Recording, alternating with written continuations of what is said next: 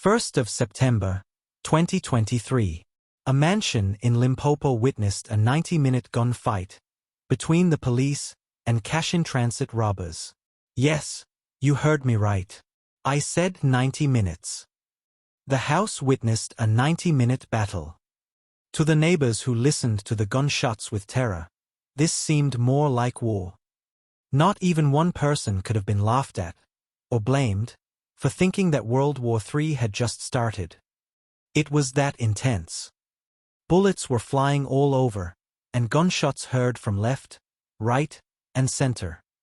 But because of the persistence from the police, all the robbers were eventually sent to the massacre, with only one officer shot and injured. That was the brave, the bold, Lieutenant Joe Kutzer.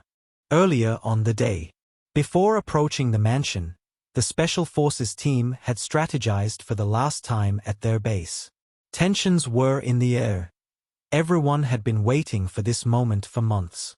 The team had been tracking the cash-in-transit syndicate since January of 2023, monitoring the syndicate's movements from afar, and carefully planning this mission as they monitored.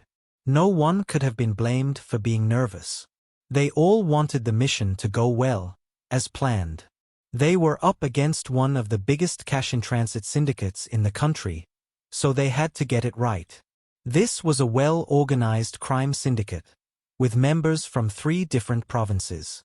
The syndicate was responsible for most of the big cash-in-transit heists that had been carried out in the 3 provinces in the years that had passed. This was not an amateur gang.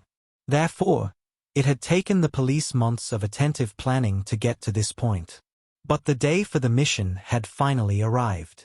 And the police were getting ready to advance. All focus on the mission, as they strategized for the last time. From monitoring the syndicate, the police were well aware that the gang was planning to go and rob a cash depot in Limpopo later on the same day. They knew the gang had planned to gather at the mansion, so as to collect all their weapons before going for the heist. So, the plan was to approach the safe house while the robbers were still gathered there, and then make arrests. If done right, this was not only going to make the case easier, due to all the evidence they were going to get at the house, but was also going to stop a big robbery from happening. There was no room for error, so it was normal for tensions to be in the air. Midday. The police left the base and began approaching the safe house. For all those involved, this was the moment they had been all waiting for.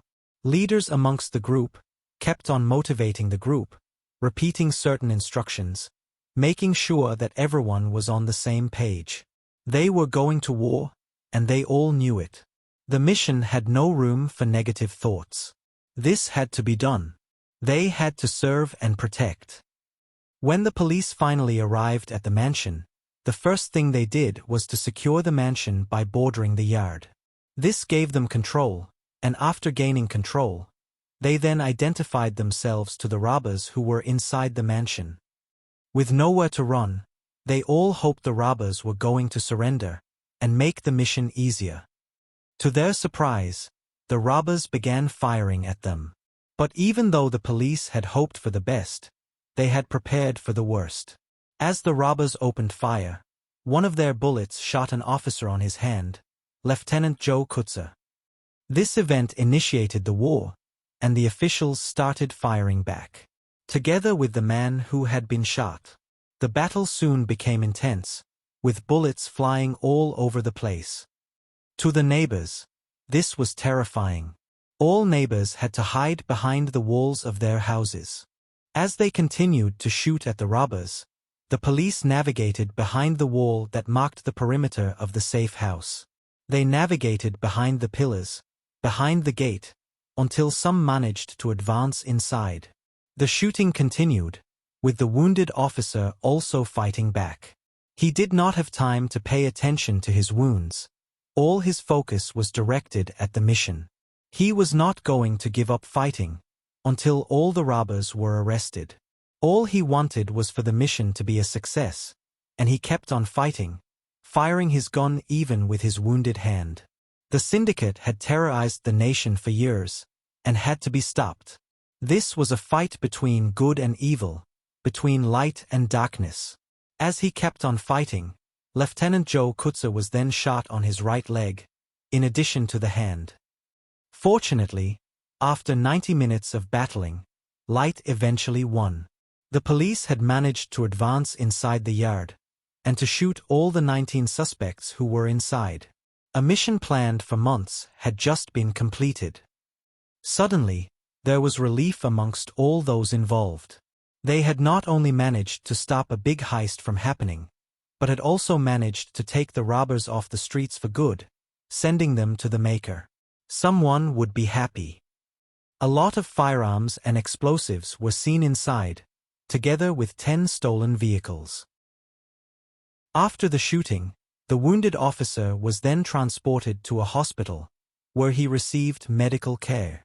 Unfortunately, even with all the efforts from the doctors, his leg could not be saved. To enable him to live, his wife had to give permission for the leg to be amputated. The doctors amputated the leg, and a slow recovery process followed soon after. Due to the extent of the damage, he had to undergo further surgeries to be better. But with time, the brave officer finally healed. Days, weeks, and months passed, but eventually, his bravery and courage was finally acknowledged by the department. In December 2024, he was then promoted to colonel. As a colonel, he will now be more involved in the management, assessment, and training of the unit. This was a very welcome promotion. After all, he had worked as a captain in the force for 18 years. A well-deserved promotion. 1st of September, 2023. A mansion in Limpopo witnessed a 90-minute battle between the police and cash-in-transit robbers. All the suspects were killed on the spot, leaving the police with no one to interrogate for further information. This left the police with gaps in knowledge. Who was the kingpin, the mastermind? With no one to provide the answers, the police know they are not going to get the answers. But even with no answers, one thing is certain. The syndicate will never bother hard-working citizens ever again. They will never rob anyone ever again. Although we live in a wicked world, eventually, good will win over evil.